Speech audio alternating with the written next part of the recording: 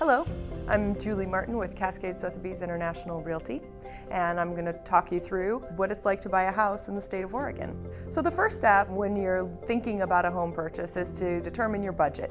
There's a couple of ways to do that. If you've got cash, that makes it pretty easy because you know how much of that cash you want to spend on a home. If you don't have cash to complete the entire purchase, then the next step is to get qualified for a mortgage. I've got a great team of mortgage brokers that I work with, but you can choose your own as well. And after you do the mortgage qualification, that'll tell you how much house you can purchase. Now, you don't have to spend all of that, but it'll give you an idea of what you can afford. That'll determine what neighborhoods you can look in and what kind of house you'll be able to purchase for that amount of money. After you know what your budget is, the next step is to decide where you want to purchase.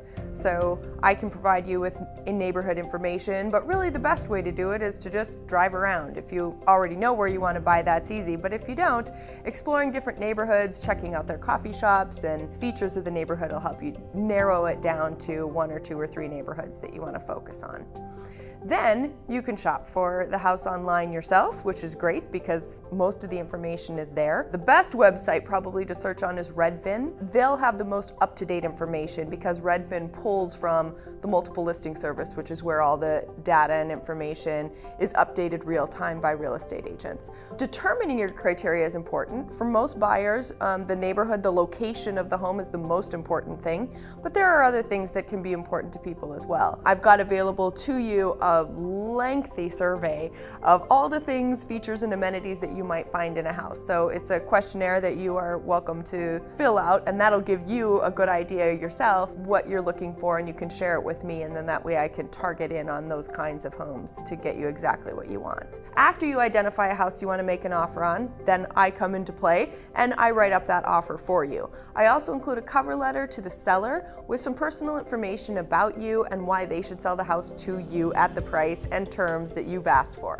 My job is then to negotiate for you the best possible deal that you can get. Once an offer is agreed upon, so once you and the seller agree on a price and terms, then that is considered an accepted offer, and that house then goes what we call sale pending in the multiple listing service and is effectively off the market to any other buyer.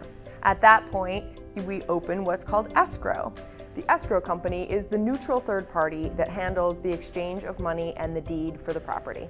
And you will deposit earnest money, which will have been part of your offer. The earnest money stays in escrow during the whole purchase process and goes toward your down payment. But earnest money is that first step after your offer is accepted, so you'll deposit that with the title company. The next step is to have the home inspections. We usually recommend a whole home inspection, a sewer scope to determine if the sewer line is in good condition, and a radon test. Then I negotiate repairs for you. If the house is in great condition, you may not need to ask for any.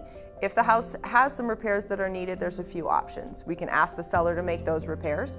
You can decide to make the repairs yourself after closing and ask for a credit of some amount of money that will compensate you for your time and expense for making the repairs after closing.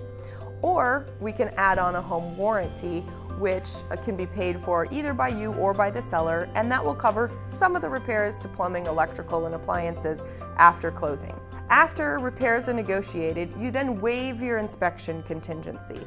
That's important because at that point, the only way to get your earnest money back is if your financing fails for some reason. Either you don't qualify, the house doesn't qualify, or the appraisal comes back low. After the inspections are done, the repairs are negotiated, then the appraiser comes out to visit the property and gives an appraisal report to your lender, or to you if you're paying cash and you've decided to have one done. The appraisal report will give the appraiser's opinion of the value of the property. Most often, that appraisal is going to come in right at the purchase price that you've agreed to. Typically, the way it works in Oregon is you'll sign your closing documents, which include your mortgage paperwork and the deed, the day before the sale actually records. So after signing, the next day, the monies for the purchase of the property will go to the seller, and the deed will be sent to the county recorder's office, and then it is recorded, and that makes the sale official. At that point, we hand over the keys to you and offer our congratulations. I'm Julie Martin with Cascade Sotheby's International Realty, and I'm delighted to be your buyer's agent.